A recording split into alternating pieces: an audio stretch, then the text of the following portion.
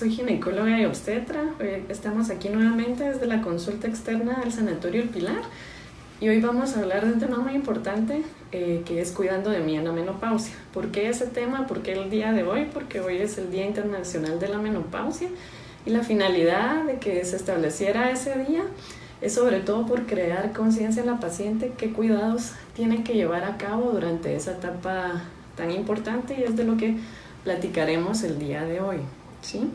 La menopausia se define como el cese de la producción de estrógenos del ovario, y todos los síntomas que se van a ver y que se van a enfrentar en esa etapa se debe a eso mismo. La menopausia es una etapa más de la vida, pero ha tenido realmente una idea muy negativa, e incluso hay algunas pacientes que miran esa etapa como una enfermedad, lo cual no lo es, ¿verdad? La menopausia no es una enfermedad, sino que no es más que una etapa más de la vida, y sí es una etapa que es bastante larga, o la etapa más larga que vamos a enfrentar como mujeres. Se menciona que hay varias etapas en la vida de la mujer que son muy importantes en cambios físicos, en cambios emocionales, y principalmente esos son la primera menstruación, el primer embarazo y por último la menopausia. Y como dijimos, es una etapa larga, es una etapa que va a querer más cuidado que otras etapas, y es de lo que vamos a hablar el día de hoy. Para hablar de ello vamos a empezar platicando que existe también una etapa que se llama etapa de perimenopausia. La etapa de perimenopausia va a durar en promedio 2 a 4 años y puede empezar en algunas pacientes a los 46 años, que es una etapa en que todavía no es la menopausia, sino es una etapa de transición en que los ciclos empiezan a volver más distanciados, más cortos, menor menstruación. Y yo quiero comentar esto porque tenemos que poner atención que si empezamos a observar que los ciclos son más frecuentes, duran 15 días, 2 veces al mes, no es una etapa en que estamos pasando la menopausia, sino en ese caso hay que buscar una causa, una patología, porque lo normal sería que los ciclos se vayan distanciando y que siempre descartemos que no haya ninguna causa adicional, ¿verdad? Y si todo está normal, pues es la etapa normal previo a la menopausia. Después de esa etapa va a venir la menopausia, y la menopausia en un promedio puede estar en la mayoría de pacientes entre los 50 y 52 años. No hay una edad fija en que podamos decir que todas las pacientes van a entrar en menopausia, porque es bien variable de una paciente a otra. Vamos a hablar de prematura o precoz cuando es antes de los 45 o 40 años, pero entre las edades 50, 52 años o más adelante va a ser una edad ya normal para menopausia. ¿Qué factores van a influir en tener una menopausia antes o después? Pues hay varios factores, principalmente el estado de salud de la paciente. Hay factores bien descritos como el tabaco. Se ha dicho que pacientes que son ávidas consumidoras de tabaco van a tener una menopausia en promedio 2 años antes que otras pacientes, más todas las consecuencias adicionales que va a tener el tabaco, ¿verdad? La menopausia, como dijimos, va a ser el cese de la menstruación, y lo que va a ser secundario a eso es que los ovarios ya no van a producir estrógenos, y todos los efectos que vamos a ver es a causa de eso. ¿Cómo vamos a cuidarnos ahora, verdad? Ya llegó la menopausia, ya sé que pasó un año que no he visto la menstruación, el médico me ha dicho que estoy en menopausia, entonces ¿cómo voy a estar cuidando de mí? Primero que nada, toda paciente, independientemente de la edad que tenga, la etapa de su vida que tenga, es una paciente que tiene que estar consultando periódicamente con el ginecólogo, con nosotros, ¿verdad? Nosotros esperamos verla siempre cada año, y esa es la ventana de oportunidad que nosotros tenemos para cada año estar haciendo los exámenes que corresponden y los que corresponden en la menopausia. También hay creencia que cuando ya llega la menopausia ya no hay que hacerse Papá Nicolau. Eso es totalmente erróneo.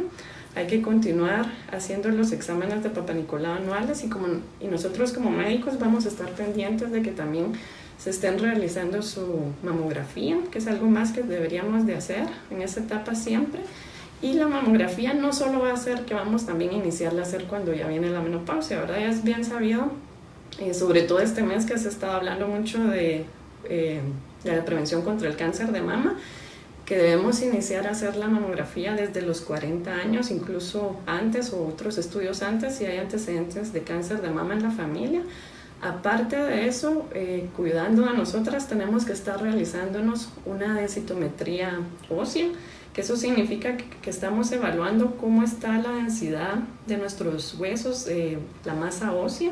Aquellos exámenes que se realizan solo de muñeca o tobillo no van a ser exámenes certeros, porque las principales áreas que van a sufrir descalcificación va a ser la cadera y la columna, aunque el área de muñecas o tobillo esté bien. Entonces ese es otro examen que tenemos que tener siempre al día. Y si la paciente tiene útero y ovarios, también tenemos que hacer un ultrasonido al año. ¿Por qué?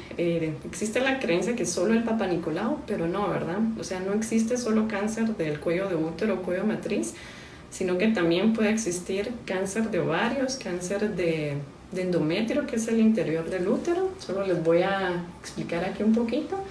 Este es el útero, estos son los ovarios, este es el tejido, el interior del útero, endometrio, este es el cuello de la matriz donde se va a tomar el Papá Nicolau. Entonces, como les hablé, puede existir alguna otra patología o cáncer de estas áreas y por eso es recomendado también un ultrasonido cada año.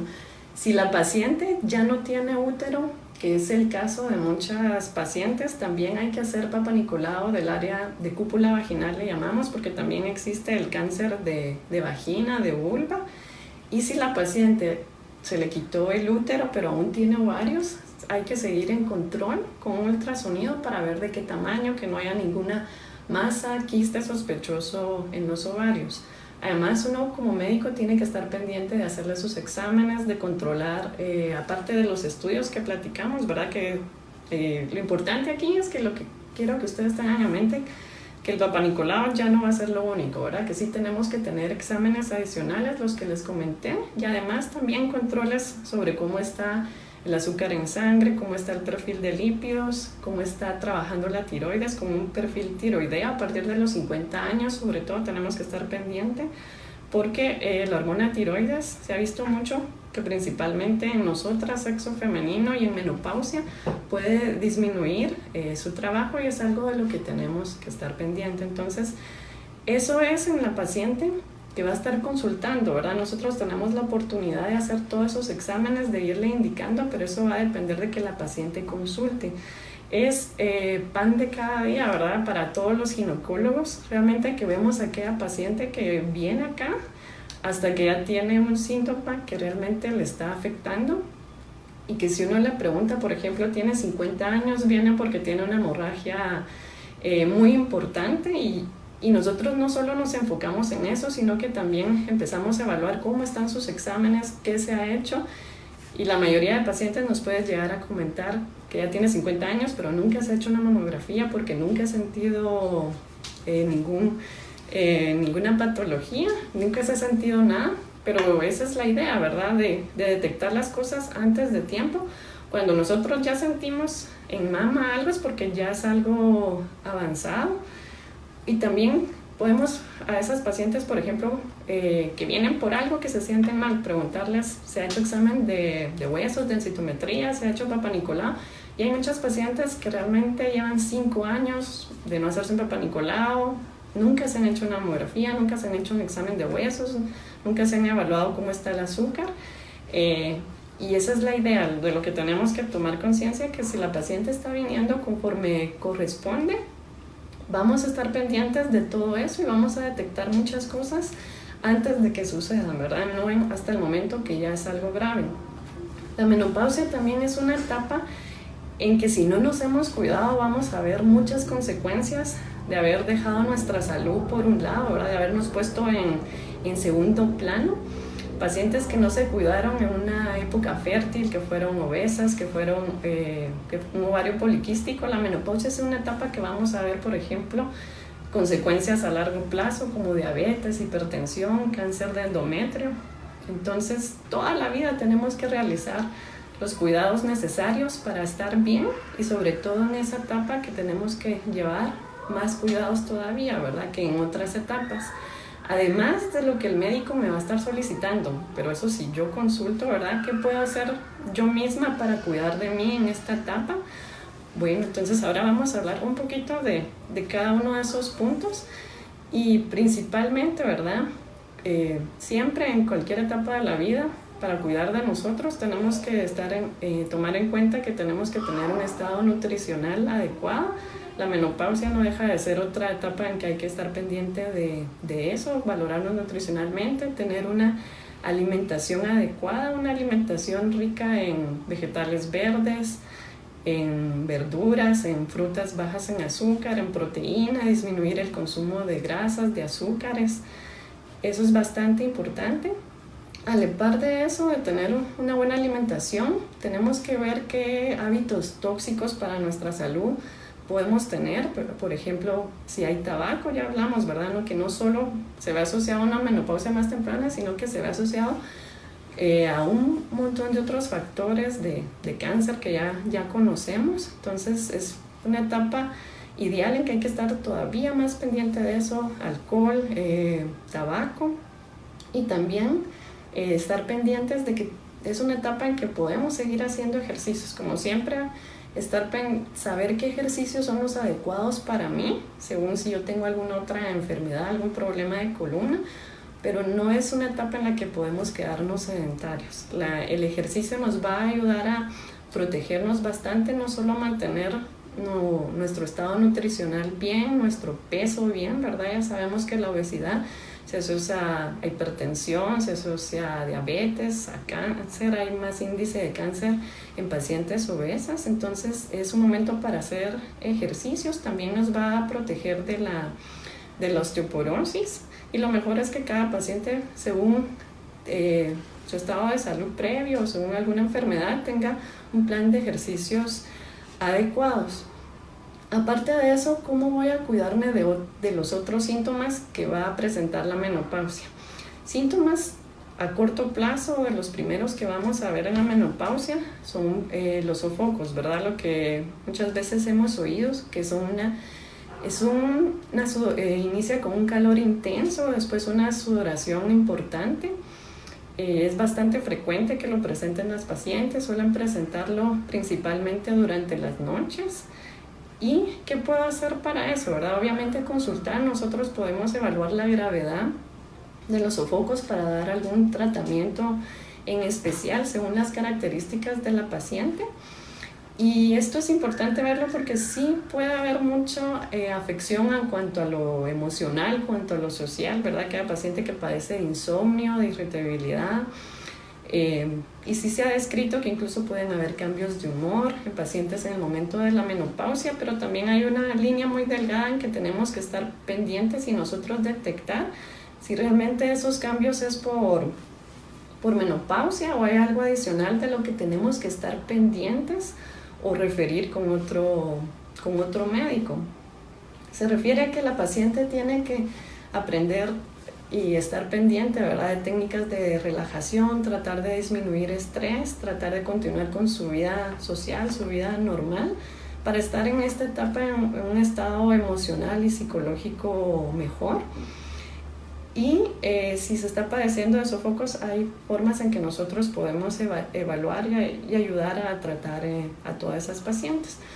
Otro de los efectos muy importantes que se van a ver a mediano y a largo plazo debido a la menopausia, y como dijimos, todo es debido a la desaparición del estrógeno en nuestro organismo, es lo que llamamos atrofia urogenital. La atrofia urogenital significa que el área genital, el área de la vejiga, la uretra, se va a adelgazar, va a perder tejido adiposo, que es la grasa, va a perder colágeno, se va a ver una piel delgada, una piel que va a retener menos agua, y obviamente es una piel que va a tener necesario tener más cuidado. Si la paciente realmente no tiene los cuidados, no consulta, con el tiempo la atrofia urogenital, que le llamamos nosotros, se va a manifestar con infecciones vaginales, con sensación de picazón, prurito, ardor, flujo vaginal, infecciones vaginales recurrentes, infecciones urinarias recurrentes. Entonces hay formas de ayudar a la paciente, no solo hormonas, ¿verdad? Que es otro tema muy importante aparte, los contras y los pros de dar hormonas, pero sí hay formas de ayudar a la paciente que está padeciendo esto. Podemos dar cremas, podemos dar medicamentos. Ahora también existe el láser, la terapia de plasma fresco congelado en el área vaginal, que sí está descrito que mejora increíblemente el estado vaginal de la paciente, y no es una etapa tampoco en que la sexualidad tiene que terminar, ¿verdad? Realmente la paciente puede continuar con su vida sexual normal, pero sí puede recurrir a otros métodos, como platicamos, algún tratamiento médico, algún tratamiento de láser o para mejorar ese aspecto, ya que lo que se va a sufrir con el tiempo es una estrechez del área vaginal, y si van a ser probablemente relaciones dolorosas, va a haber menor lubricación, va a ser bastante válido que la paciente se ayude en las relaciones sexuales con algún lubricante íntimo y tener los cuidados necesarios de su higiene para que no haya ningún problema durante esta etapa. Les voy a poner solo una imagen para que miremos. Este es el área vaginal. Esta es la uretra, ¿verdad? Por donde la orina sale al exterior, que también es un tejido que va a depender mucho del estrógeno, y ya sin estrógeno, por eso es que vamos a ver también las infecciones urinarias. Aquí está el área vaginal, aquí está el ano, ¿verdad? Entonces hay que mantener una buena higiene porque vamos a estar también bastantes propensas a más infecciones, y evaluar si necesitamos algún tratamiento adicional para evitar las infecciones, ya que va a cambiar en esa etapa mucho el pH vaginal. El pH vaginal usualmente tiene que ser ácido, pero con los efectos de la menopausia va a ser un pH más alcalino, que va a ser propenso a infecciones, entonces tenemos que estar muy pendientes de eso. Aquí también vamos a ver la uretra, se las voy a mostrar acá, que es donde la orina va a salir al exterior, ¿verdad? La vejiga también va a ser un tejido que va a depender de los cambios del estrógeno, se va a adelgazar. La uretra también va a tener bastantes cambios, entonces hay que tomar mucho cuidado para no padecer infecciones urinarias. Ya sabemos, el tomar bastante agua, disminuir el consumo de café, bebidas gaseosas, y también si es necesario algún tratamiento adicional, como mencionamos, medicamentos, láser, hay que consultar y lo valoraremos en conjunto con la paciente. Además del tema de la atrofia vaginal, que es bastante importante, hay otro tema muy importante en cuanto a la menopausia, que es la osteoporosis. La osteoporosis es una enfermedad que realmente es prevenible, y sí, cuando ya se presenta puede comprometer bastante la vida de la paciente. Los huesos es un órgano activo que depende mucho del estrógeno. El estrógeno ayuda a mantener la remodelación del hueso, y sin el estrógeno va a haber una mayor tendencia a pérdida de la densidad ósea.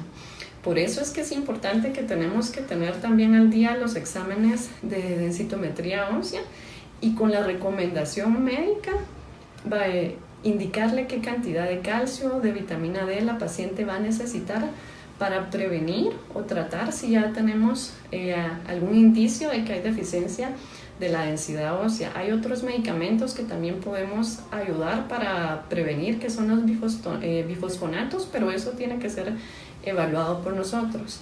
La osteoporosis, les voy a poner una imagen. Como vemos acá, hay una pérdida importante de la densidad ósea. ¿Y qué podemos hacer aparte de consultar, de hacer los exámenes, de valorar la necesidad y la cantidad de calcio y vitamina D que necesita cada paciente?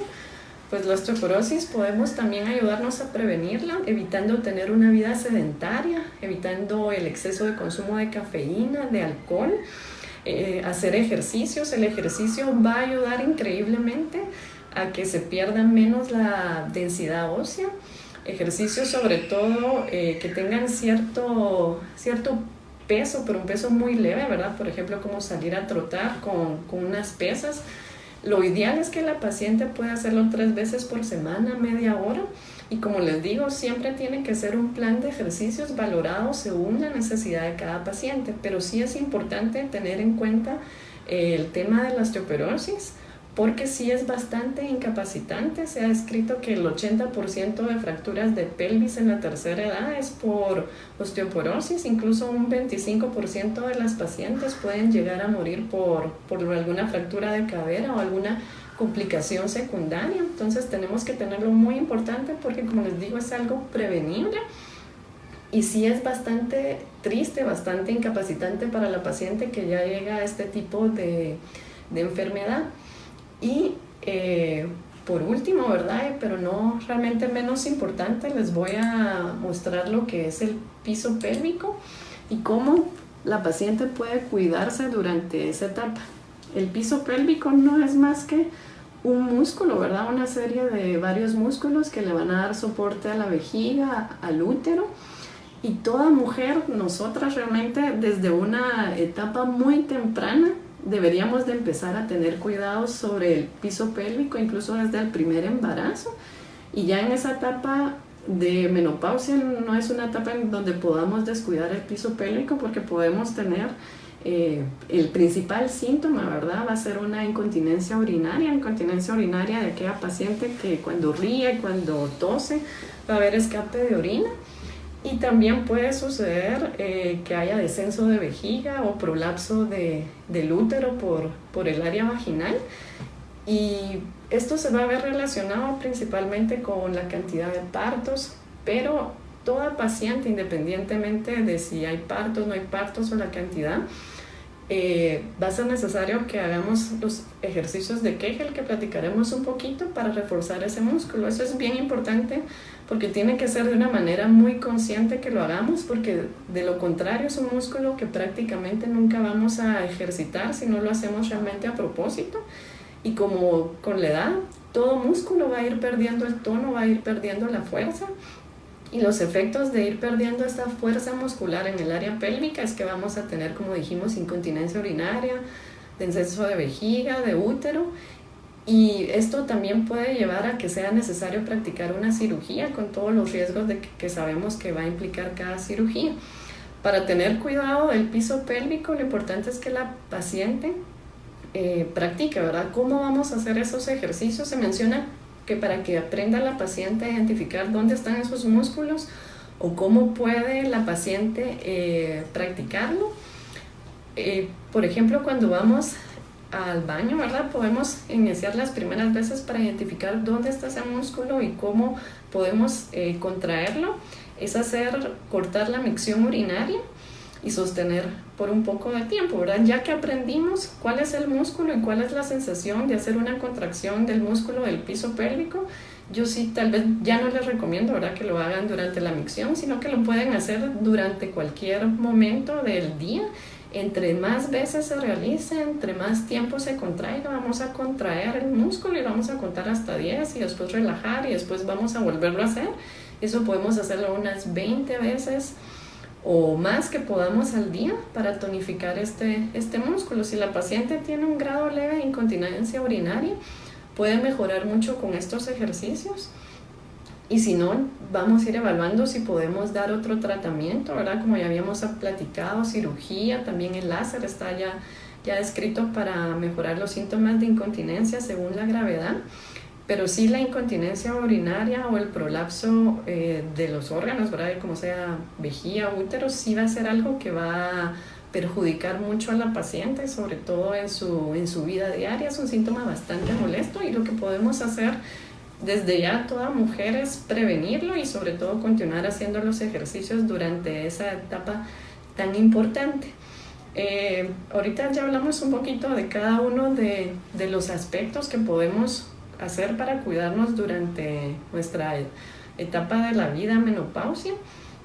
Como les dije, son muchas cosas, ¿verdad?, que podemos hacer por cada una de nosotras. Cada uno de los aspectos podríamos hablar un poquito más, profundizar un poquito más en cada uno, pero esto es una plática para que tengan una idea general de qué tienen que hacer o qué se han estado dejando de hacer.